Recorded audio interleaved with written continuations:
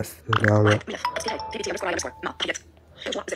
السلام عليكم ورحمة الله وبركاته. اليوم سنشرح كيفية استيراد مؤثرات صوتية أو أداة أو إضافة للقارئ الصيني. يوجد هناك عدة طرق. أحد أرسل لي فرضا إضافة تتعلق بالقارئ الصيني، هي مثلا إنه إضافة يعني إملاء صوتي. لازم نشاركها على التليجرام. هي أول طريقة رايح استخدمها معاكم.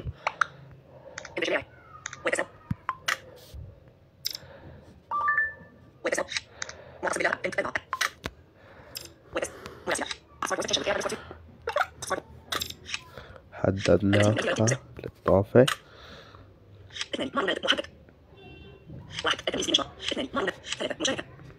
نختار مشاركة تليجرام.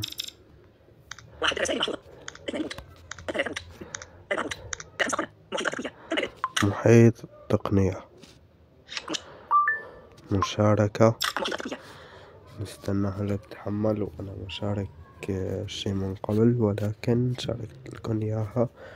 هلا بحط لكم بالوصف الرابط. طيب تعالوا نستورد BBT.AI. هي أول طريقة.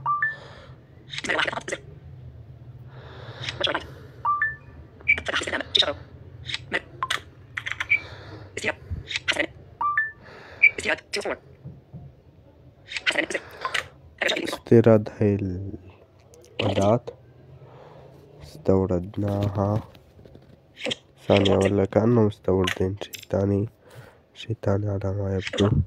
ثانية.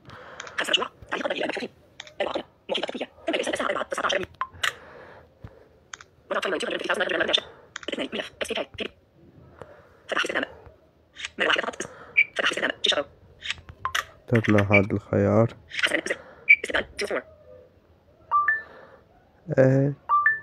تمام الوضع. هلا بنستورد.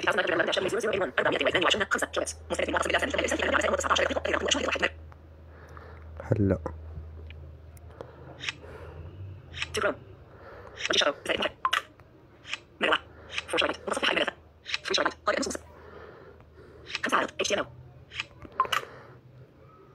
استيراد، ولكن كأنه شو السبب؟ بس هو هيك المفروض.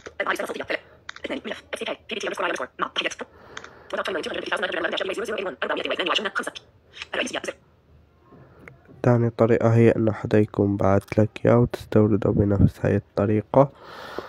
طيب عنا طريقة ثالثة لنستوردها. حنروح نستوردها إذا ما مشي الحالة معانا مثل قبل شوي.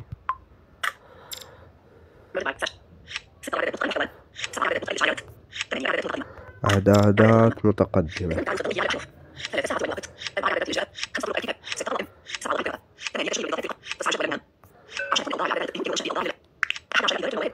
إدارة الموارد. البحث عن الموارد في الهاتف. بنشوف شو في عنا.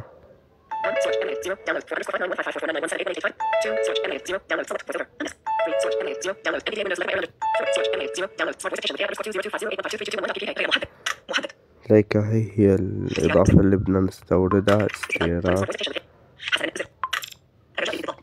استوردها بجزء قبل شوي، ولكن ما بعرف ليش حط المحرر. نبيكم صار مشكلة معناتها، ولكن هذه هي طريقة الاستيراد للقارئ الصيني. أتمنى هذا الشرح أن يكون نال إعجابكم، ولا تنسوا الاشتراك بالقناة والضغط على زر الإعجاب ومشاركة الفيديو مع أصدقائكم، ولا تنسوا أيضا تعليق جميل. والسلام عليكم ورحمة الله وبركاته.